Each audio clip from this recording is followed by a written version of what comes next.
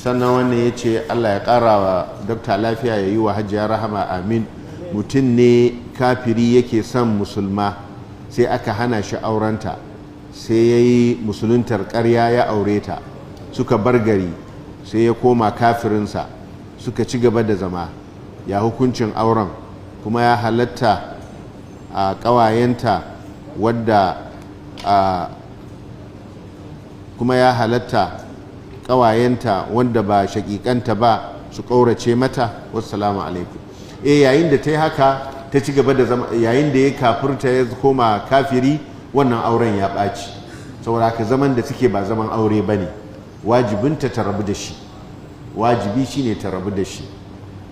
Idan kuma ta ci gaba da zama tare da shi akan haka, tana zaman saɓan Allah, suna zaman zina ne, kuma idan wajibi sai a sanar da ita a kuma janyo hankalinta.